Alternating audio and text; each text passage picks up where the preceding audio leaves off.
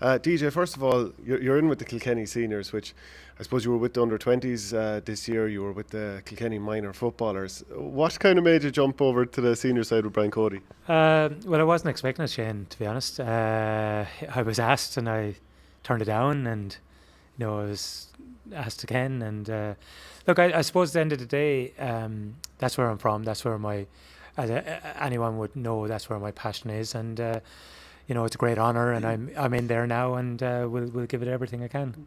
I'm just trying to imagine the conversations you would have had with Brian for you to turn it down first of all, and then for you to say, "All right, fine, I can't say no to you."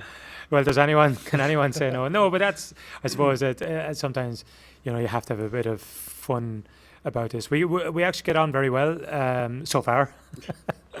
Always have got on pretty well, and as I said, there's work to be done. Whether I can do it or not is another thing. But look, we're one of the top teams in the country. We're very, very good hurlers. Some may not have the profile that they had, and then obviously Kilkenny have been beaten early for Kilkenny over a number of years, in the sense of maybe quarterfinals or that. So fellas wouldn't have got the profile, but there are very good hurlers in Kilkenny, and we're hoping that maybe we can bring it out in them this year. But an achievement of getting to an All-Ireland final last year, and beating Limerick along the way, beating Cork along the way, was pretty exceptional. In the sense, okay, it's Kilkenny, and Kilkenny are known as a top county, but I think just grit, determination got us over the line on both those occasions. And I won't push this any further, but did he appeal to your sense of Kilkenniness that, come on, you have to come in behind me here?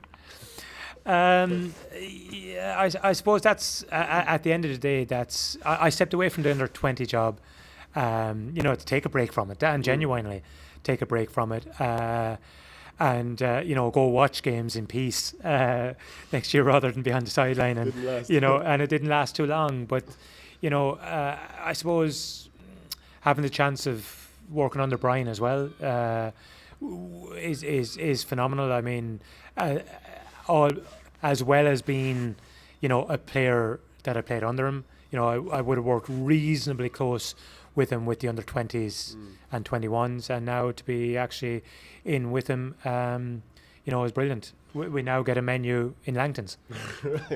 Not a bad little perk. But what about the idea then of going, so you've managed Carlow IT, you've managed under-20s, Kilkenny minor footballers.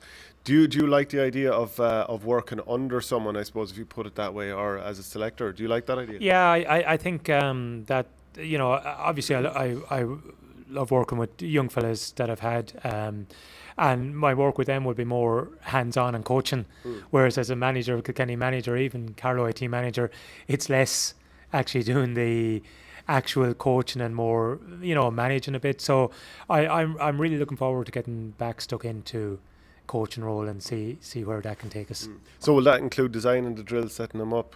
Yeah, possibly, and possibly buying some cones, because I was never into the cones or that. But again, all joking aside, the way it's all gone now, it can be no longer just get out there and puck a ball, and it is designed. Training has to be designed in such a way that it's short, it's snappy, it's not 2 hours long. You don't play a game for half an hour and then get next goal wins and then that lasts another 10 or 15 minutes. It's designed now, it's scientific, and hurling coaching itself has to be more along those lines as well. And I think, judging by the performance out here in Croke Park against Limerick in the All-Ireland semi-final last year, close enough. I know our Tipperary seemed on top against Kilkenny and the red card change and everything, but Kilkenny is a team really not far off at all in terms of maybe winning the All-Ireland, winning Leinster, whatever it may be. Yeah, and we will talk about TJ, and obviously we have to talk about TJ because he's brilliant and he's phenomenal, and there are players out there, and we need to get players playing with TJ, and the likes of TJ, Pádraig Walsh, these guys, because there are good players in Kilkenny. It's as simple as that, but they need experience as well, and hopefully we'll look at it this year during the league. We see what's available, who's available, and whether the Shamrocks lads, because potentially if they are to win an All-Ireland semi-final now, we won't see him until February when there's a couple of matches played in the league. So, and then maybe, I don't know, we haven't discussed it yet. Have they to take a break? Do they need a break? We have to see all that yet. So that means we've players to blood and players to see, and it needs to be that way. We have a lot of players playing at Fitzgibbon Cup level at the moment, which is great, because Kilkenny over the last number of years wouldn't have had huge numbers playing at that level. Now we probably have the guts of 20 guys involved, so that's just a small level down from inter-county. And having worked with the underage teams and under-20s most recently, do you feel like there are players that are ready to step up to become, maybe not the next TJ Reid or whatever, he's turned 32, I believe, or is turning 32, but do you think there are players ready to step up to fill the voids that might be there? Well, it's a big step up, but someone has to do it, and it has to be done because there's a natural progression. I mean, it had to be done when Henry came up, it had to be done when Tommy Walsh, Noel Hickey, JJ Delaney. It has to be done. And as a player, you should be, as a player, busting and can't wait for Henry to give it up or whoever it is to give it up. Do you know what I mean? Even though they're a legend to us, you're that person now that's in there and in contention. You want to play. That's what we play the game for. We'll be hoping lads will want it, and when they get the jersey, they'll want to hold on to it. Has it ever been as competitive in hurling? Like, there are a lot of teams that probably feel like they could win it, maybe as many as 7 or 8 teams next year. It's kind of like the 90s all over again. Yeah, it's brilliant. But the huge difference from my time, and obviously I can't keep talking about my time, is the competitive in my time was one match and you were gone. So on a given day, no matter how good you are or how bad you are, you had a chance of winning and you had a chance of being beaten. Now, yes, it's huge, and it's brilliant now because you have 7 or 8 teams who are all pretty much equal. Again, on any given day, someone can annihilate a team, because Limerick could come out, or Tip, or even Kilkenny, Waterford, they can come out and annihilate you. But if you got a second chance, you can reverse that. So Tip and Limerick, and Tip and Limerick, absolutely. So that's what makes the game so good now, that you have that second chance, you have that chance of redeeming yourself, no matter what. And as I say, if you're good enough, you'll go on. Look at Tipperary winning All Ireland, and Tipperary were outstanding, maybe up to the Munster final when Limerick beat them, but they were outstanding. They played fantastic championship hurling. They were poor enough in the league, whatever way they took the league, and then came out and they were absolutely outstanding. And like those the Tip guys, from 60 yards out can put a ball within, a foot or two of a guy on the run. It's just brilliant to watch. Not if you're in opposition, if you're a Tip supporter, but if you're able to step back and not be playing against Tipperary, you just got to admire what they have and what they were able to do. But there's no way that there was 14 points between these counties on any given day. Yeah. I mean, that's how the All-Ireland finished. Yeah. The red card probably changed everything, and maybe Kilkenny went a bit route one after that and made it quite easy for Tipperary, but there isn't 14 points between. No, and look, I genuinely think that Tipperary would have won that All-Ireland. I think they were class. I think everything would have wanted to go right for Kilkenny over the 70 minutes, whereas Tip just had that little bit more in the tank. But I think anyone that would say there would have been 14 points in it with 15, that's wrong, and I think that's wrong. I think it would have been a good close game. I think maybe with 10 minutes to go, maybe Tip would have pulled away. Who knows? That history now is that's the result. Richie was disappointed. Was it a sending off? We can argue. If you look back on it, technically, yes. If it was, again, in the olden times, he was going to put your man into the stand. Nowadays, you've got to look at it and say, you're running the risk if you're going to put your man in the stand. That's simply the rules. I'm not going to go back on that rule, but we have to be very, very careful in the GA. We have to be really careful. We are wearing helmets now for protection. That's the way it is. A flick in the face, a flick in the head. We got to be making common sense of these and say, why are we wearing helmets? We're wearing helmets to stop a fella getting hurt from a flick, because the ball is there. So let's use common sense and say that isn't a sending off offence. A pull of a face guard, a pull of a hurl, a meant strike, that they are sending off offence. But let's make sense of this and say, you know what, little flicks, little things like that are genuinely going for a ball, we have to use our heads on this. If you're talking about where hurling is going, and just to look at soccer, right, and the way VAR has gone, and it feels like it has thrown the whole sport into disrepute. Yeah. We have the score technology, the Hawkeye. Seen a couple of incidents with Hogan for Tipperary catching the ball that's over the bar, and it's hard to know whether it's detecting his hand or the ball or what have you. But would the likes of VAR coming into GA, is that something that I think that could ruin hurling? You know, how many steps did he take there? Was that a pull of a jersey back there? I think score detection okay, but anything more, no. Yeah. Look, I think referees get it wrong. They get it right most of the time. They get decisions wrong. I think we have to allow for human error. The Hawkeye, yes, it is good. I'd love to see it in every county, in every county ground, because when you go and play club matches and when there's a club official involved on either side and the rows that start, but obviously it can't be done at that level. While we have it in Croke Park and we have it in Thurles, we have it on a small level. Do we need this thing? Human error is always going to be there, but is it part of our sport? Yes, it is. It's a fast sport. It's a brilliant sport, but we're actually getting stuff wrong now because of the fact that referees are under so much scrutiny. So it's easier to give it a free for steps. It's easier to give it a free for holding onto it for too long. It's easier to give it free for a dodgy hand pass than be absolutely scrutinised that night on television for something that's minuscule, And especially when it's slowed down too, because hurling's such a fast game. Like a lot of the time, lads get away with 7 steps when it's supposed to be 4. When it's supposed to be 4 or 5, you know what I mean? It's that vague. Yeah. So the idea of slowing it down and scrutinise the ref seems over the top. But I think if you are to slow down and if you are to take, you're probably looking at another 20 frees. Yeah, and like I could pull your jersey slightly like that. Some refs will let it go and then do you for steps, even though that's the reason that I took the steps. And it just like it's one of those sports whereby the tackle isn't defined and it's impossible to ref. Yeah, I just think, you know what? Get 2 linesmen, get 4 umpires, get a referee in the middle.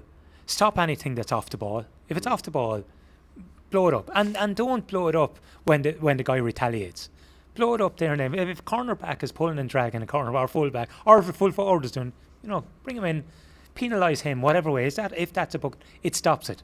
Whereas what I find is there's a lot of things happening. Then the retaliation, umpire calls him in, 2 lads at it, bang, and I think that's leading to game. But we're looking out in Croke Park here. It's absolutely magnificent. Little things happen in the game. Why should we have to go back to a cornerback who takes a few extra steps, who delivers it out the field, it ends up on the edge of the square or wherever, and it's a goal?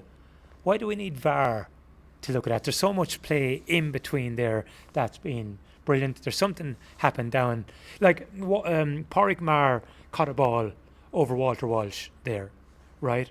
And I'm not saying there was a free, there was nothing, but the brilliant catch, the placement, Tipperary go down and get a goal. Do we need someone to say, will you have a look at the Pádraig Mar foul, or will you have a look at to see was the pass okay, or do you know what I mean? Do we need that? No. Why do we need that when an exceptional ball caught from a puck out over a guy who's 6'4", walked up the field and a goal? And if that happened on our end, why do we need something to happen to look at it way back to say, okay, we'll blow it up and give a free in? Especially when it's ruined soccer. I think at the moment soccer's unwatchable. And it has, because you come out now and you have the best managers in the game, Guardiola and Clough, and they play each other. And then there's one of them complaining that it should have been a free down in the far box, right? That something minuscule happened down there and it ends up in the other, and there's a brilliant goal up here. And he's complaining about that VAR doesn't work. Give me a break. What about your involvement in Gaelic football? Like the minors.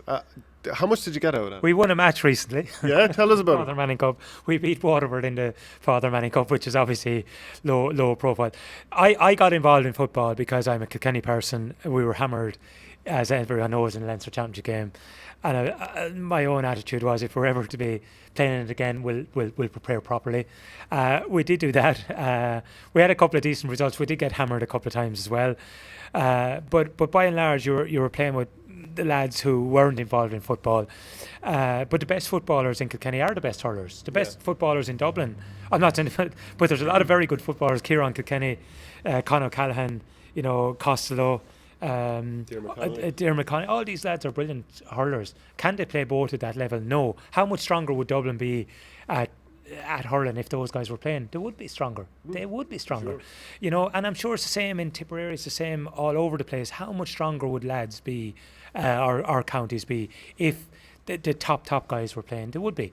But in Kilkenny, because it's and I just wanted to if we were playing, we'd be competitive. We'd put in an effort to be competitive, and we did that. And we got hammered a couple of times. Wicklow came down, but Wicklow came down, and I was talking to Kevin and Brian after. He said, "Look, you gave us such a fright. There was no way were we coming down here.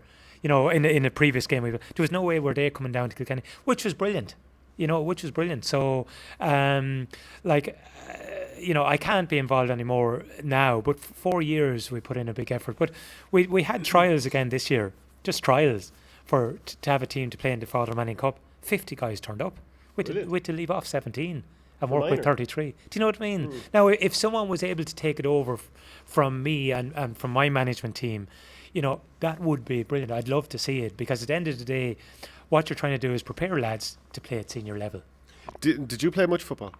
I played it. Excuse me. I played it all the way up along. My first ever game for Kilkenny was out here against Dublin in what was called intercities at the time, and I had a choice of playing football for Kilkenny or hurling for Kilkenny on the same day. And I was a fanatic about the Carey football team of the 80s at the time, and I chose football. You played football ahead of hurling for Kilkenny? Played football here in the old Croke Park before I played hurling. Be a lot of people very upset in Kilkenny over that. But can you tell us, I heard you mention to someone inside that you actually got Gavin down to talk to the Kilkenny footballers. Yeah, I contacted Jim 2 years ago now probably, and I asked him would he come down, and he did, and absolutely brilliant. We set a date and absolutely bang on that day, whatever it was, Saturday. And it was the biggest crowd I'd say it was the biggest crowd that was ever at a Kilkenny football match. Was at our training session. He asked for a football between, at least one football between every player. We had 2 footballs between every player. So it was great, and he gave a brilliant session, and it was great for our guys who were probably in awe of him, and just gave a brilliant session, brilliant enthusiasm, it was great. And the level of detail, obviously we wouldn't be able to bring that level of detail to our football, but it was great, and our numbers were just brilliant before and since that. And I won't ask you to betray any confidences here, but was he very different in this sort of at this training session than you'd see in public? Oh yeah, look, he was, and look, I love his style of management. To me, his style of management is, I've trained these guys. We've worked whatever we've worked on. Now they're out in the field. I sit down and observe what's happening, and I'm not saying that's exactly what happened, but that to me is what happens to players. Then they're the guys, they're the leaders on the pitch. They go out and do it. They do it, and and I've been at many of the Dublin football games, and I would always say I was a great Kerry fan, but when you see quality in action, you want to see it as often as possible, and you see it, and the players themselves take it on when they're out in the pitch. Jack McCaffrey will run from corner back to corner forward with a ball. That's to me, that's been saying you have the freedom of the park here, so use it. That sounds like what the Kilkenny team over a number of years, maybe even when you were still playing under Brian, that Shefflin was told, just move wherever you want, and then the players were kind of given the freedom to do that. So it's similar in that sense. Yeah, and you know what, the players may not be told that, but the players feel that that's what they can do, and they go do it. And you see Ballyhale Shamrocks playing at the moment. Well, they're you look at them, and the wing back is cut out, and a fella scores a point, and he might score a second point. They don't seem to care about that, because he'll go up and he'll score a point at the other end. So whereas there's too much caught up in, like the cornerback is too loose or the wing back is too loose or whatever, the forward lets his man out too easily. They don't worry about that at all, because the way they look at it is they'll go down the other end and score. And just one final question on Dublin. Who replaces Jim Gavin? You'd have had experience at Desi Farrell anyway, would you? Well, obviously I know Desi for a long time, and Desi has been involved with the minor and under 21s and 20s. And actually the Dublin Hurlers this year he had a role. And he had a role with the Dublin Hurlers, but then so had Pat Gilroy has stepped back into management after, albeit with the Hurlers, and is a great man to detail, and obviously he would have been credited as, putting a certain structure, and from a business point of view, Pat is very structured, as well. So he's going to come back into line. Obviously, Jason has been there for a good number of years. Whether he's looking to be in contention, Paul Clark, I know would certainly have ambitions of that. Without knowing these guys, absolutely, I know him, but absolutely personal. I don't know their personal thoughts. But wow, what a job they're coming back into. A man is after winning 5 All-Irelands in a row. Like, can it get better? Yes, it can, by winning a 6th and a 7th. But certainly also there has to be a time, because teams are catching up. Teams are looking to catch Dublin. There has to be a time where that's coming to an end as well. This weekend, Mullinavat from Kilkenny are in the Leinster Intermediate Final away to Matic Rangers. It's in Drogheda. Yeah. Have you been able to see any of I have seen Mullinavat playing, and look, for Kilkenny standards, they are excellent. Yeah. They are a good team. Mullinavat, Big Wood. It's probably like a film. The name of it, Big Wood. What's Big Wood? Big Wood is kind of the football end of that part, even though it's Mullinavat, but of old it would have been Big Wood. And there would be a serious tradition of football down around that Mullinavat, Glenmore, that whole area. Actually, Tullaher, I think, would have got to a Leinster final, or got a long way a couple of years ago as well, in maybe junior intermediate football. So there's a huge tradition of football down in that. Like Glenmore would have been traditionally a football area, and that's around that area as well. So Mullinavat have a very good team, but I think the opposition they're playing against this Sunday now would have been a senior team of not so long ago, so there would be very good footballers in that area. But I would love to see Mullinavat going on and winning. And in actual fact, they fell away from the Kilkenny senior football team. There was 5 or 6 guys involved this year because they felt it ruined their chances in the hurling. So they would have had 5 or 6 lads, or maybe 7 lads involved in Kilkenny football as well. And Willie O'Dwyer is playing with them, isn't he? Willie is still playing, but like the Malones are excellent footballers. John Walsh is an excellent footballer. So they have really, really good footballers. More power to them. Thanks very much, DJ. All right, Shane. Cheers. You're very welcome.